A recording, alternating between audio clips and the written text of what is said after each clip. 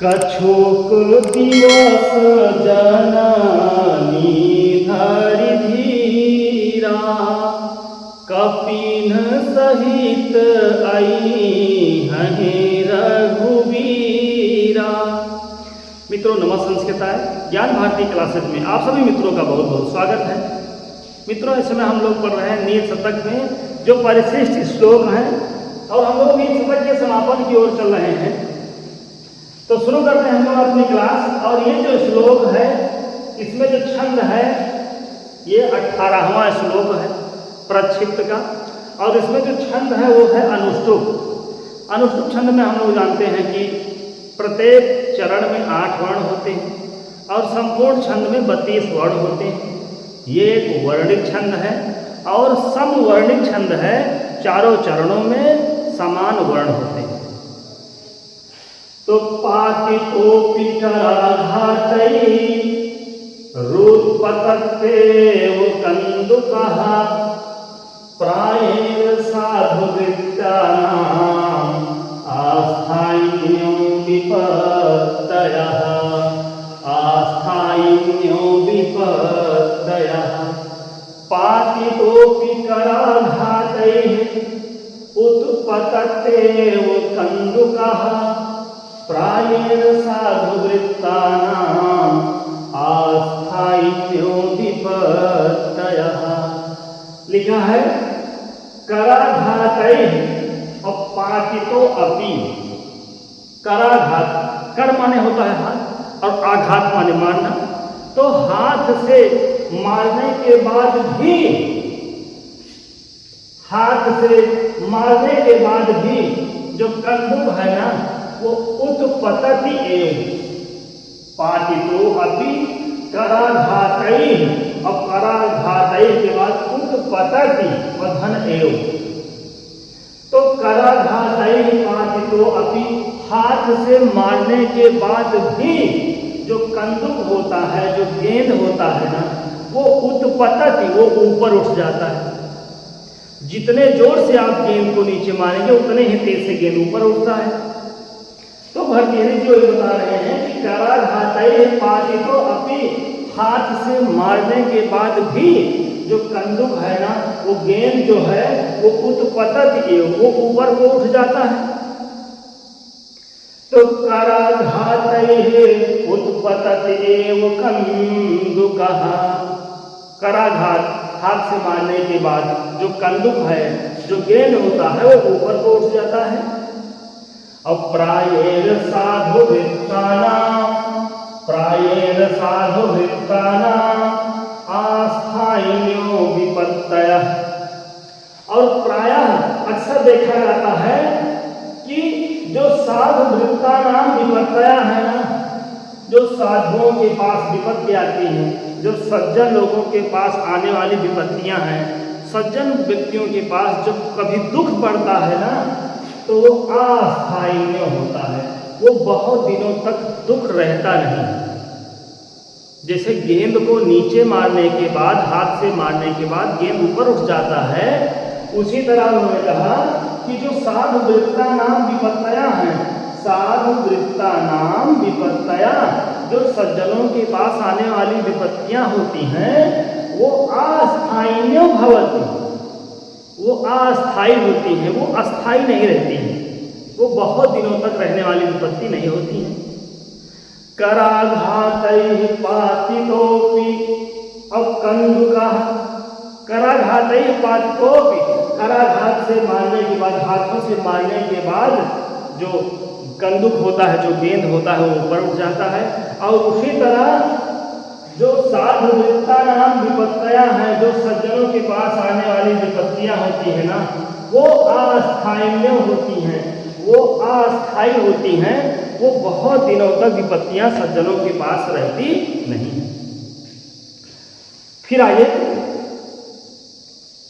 ये हो गया हमारा 18वां श्लोक। एक बार हम लोग देख लेते हैं इसमें कि कराघातैः धन उत्पतति, और उत्पतति धन एवं में जड़ संधि हो जाएगी।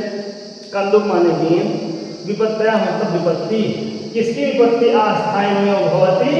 तो साधु वृत्ता नाम विपत्तया, सज्जनों के पास जो विपत्तियां आती हैं, सज्जनों को जो कष्ट मिलता है ना, वो कष्ट बहुत दिनों तक रहता नहीं।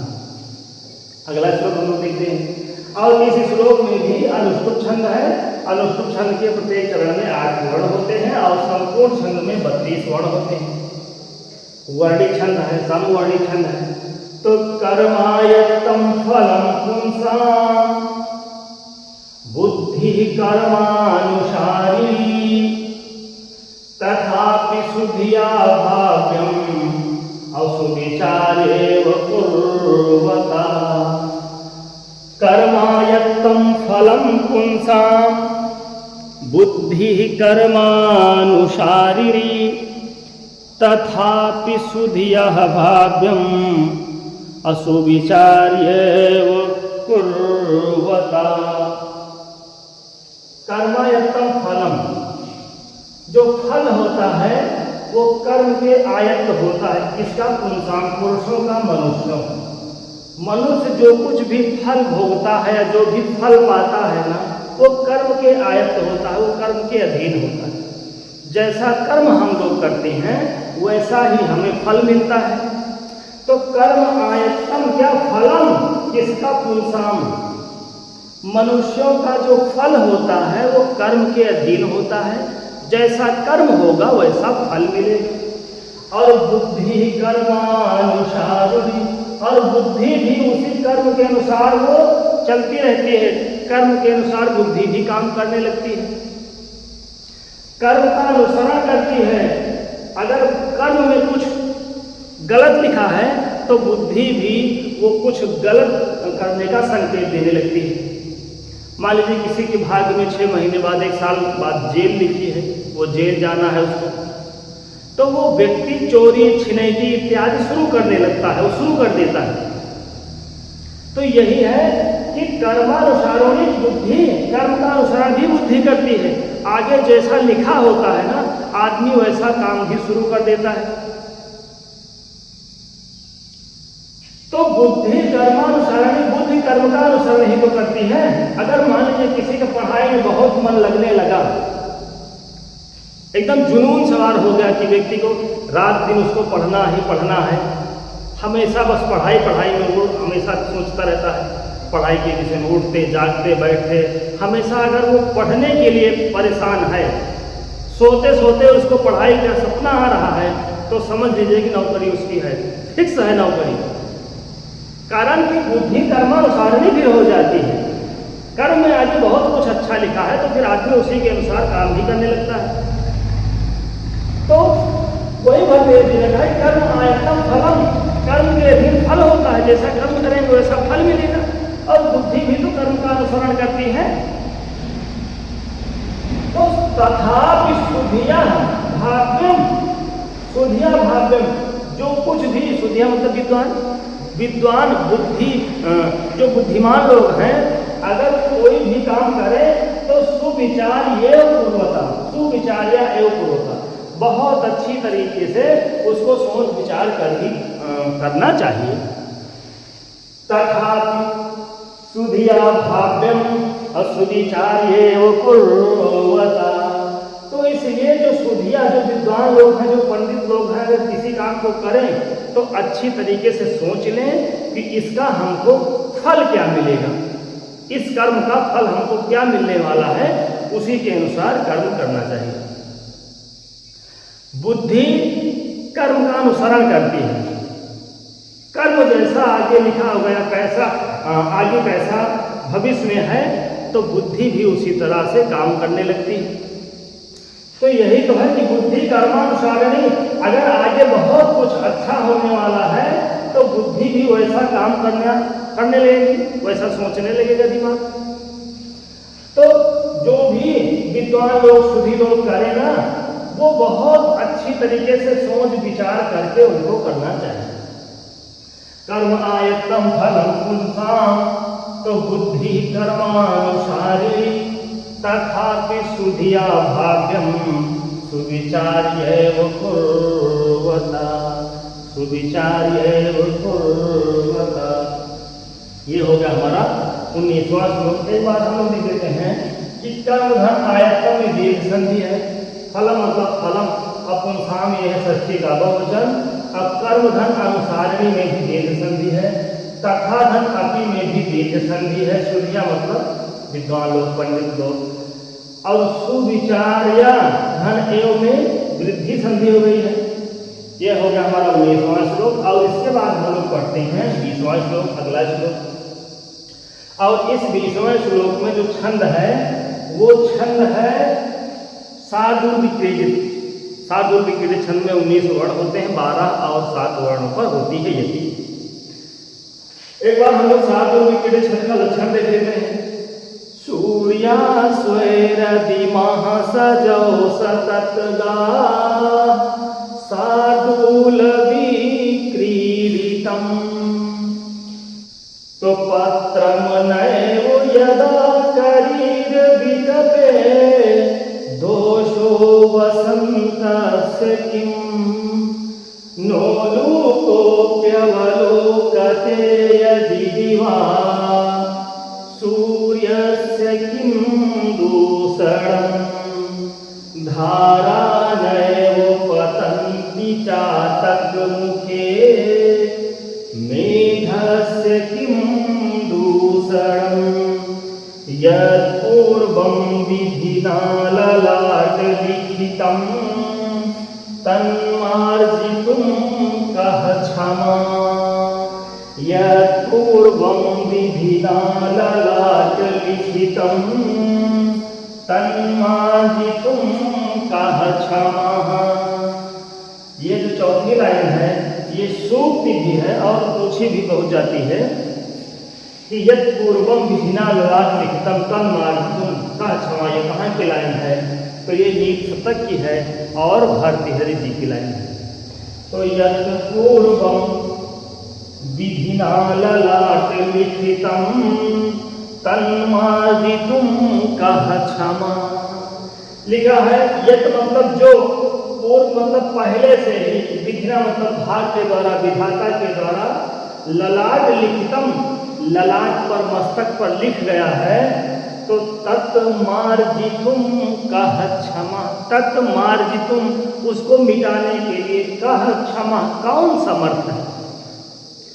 विधाता ने भाग में, ललाट में, मस्तक में जितना लिख दिया है उसको मिटाने में कोई समर्थ नहीं, उसको कोई मिटा नहीं सकता है। यत् पूर्वम विधिना ललाट लिखितम। यत् मतलब जो, पूर्वम मतलब पहले से ही, विधिना मतलब भाग्य ने, ललाट मतलब मस्तक पर, लिखितम मतलब लिख दिया है, विधाता ने जितना लिख दिया है। अब तत्मार्जितुं कः क्षमा, उसको मिटाने के लिए कः क्षमा कौन समर्थ है? उसको कोई मिटा नहीं सकता है। भाग्य में जितना लिखा है वो मिट नहीं सकता है। और आगे हम लोग लेते हैं कि पत्रम नैव यदा करीर वितपे। करीर वितप, वितप तो वितप का मतलब पेड़ हुआ, करीर मतलब करीर, और पत्र मतलब पत्र ना आयो नहीं। अगर करीर के पेड़ में पत्ता ना आयो नहीं है, यदा मतलब जब करीर के वृक्ष में पत्ता नहीं आता है। और करीर का पेड़ ऐसा होता है कि उसमें पत्ता होता ही नहीं, कभी भी नहीं होता है, चाहे बसंत ऋतु हो, चाहे शरद, वर्षा, ग्रीष्म, हेमंत, शिशिर, कोई भी ऋतु हो, करीर के पेड़ में कभी पत्ता आता ही नहीं, उसमें पाती होती ही नहीं। तो पत्रम नैव यदा करीर वितपे तो दोषो वसन्तस्य किम। तो बसंत का कोई दोष है क्या इसमें? अरे भाई, जिस पेड़ में कभी पत्ता ही नहीं आता है तो उसमें बसंत की क्या गलती कि बसंत आ गया है, पत्ते सब झड़ गए हैं। वसंत तो उसके लिए है कि जिसके पेड़ में पत्ते होते हैं और वो बसंत आने पर उस पेड़ से सारे पत्ते खत्म हो जाते हैं, झड़ जाते हैं। तो उसमें तो एक कमी है, उसमें तो ये हो सकता है कि बसंत का दोष है कि बसंत की वजह सारे पत्ते झड़ गए। लेकिन जब करीर के वृक्ष में पत्ता होता ही नहीं है तो उसमें बसंत से दोषम किम, तो बसंत का कौन सा दोष। और यही तो है कि यत् पूर्वम विधिना ललाट लिखितम तन्मार्जितुम कह क्षमा। जब करील के पेड़ में पत्ता लिखा ही नहीं है, विधाता ने करील के पेड़ को पत्ता दिया ही नहीं है, तो बसंत का भी उसमें कौन सा दोष। और जब करील वृक्ष के पेड़ में पत्ता ही नहीं लिखा है, उसके भाग में पत्ता है ही नहीं है, तो तत्मार्जितुम का क्षमा, तो उसको मिटाने में कौन समर्थ है। यत् पूर्वम विधिना ललाट लिखितम तन्मार्जितुम कह क्षमा, तो उसको मिटाने में कौन समर्थ है। और नौलोको ना उलूको अवलोकते यदि दिवा, तो सूर्य से किम दूषण। उलूक, उलूक माने होता है उल्लू। ये जो उल्लू है ना, उसको दिवा ना अवलोकते, उसको दिन में दिखाई नहीं पड़ता है। हम लोग जानते हैं जो उल्लू होते हैं, उल्लू को रात में ही दिखाई पड़ता है, दिन में उनको कुछ दिखता नहीं। तो अगर यदि उल्लू को दिन में कुछ दिखाई नहीं पड़ता है, तो सूर्य से किम दूषणम, तो सूर्य भगवान का कौन सा दोष है। भाई भगवान सूर्य तो पूरे धरातल को, पूरे संसार को, पूरे ब्रह्मांड को प्रकाशित करते हैं, और एक उल्लू को अगर दिन में नहीं दिखाई पड़ता है, तो उसमें सूर्य से दोषणम किम, सूर्य का कौन सा दोष है।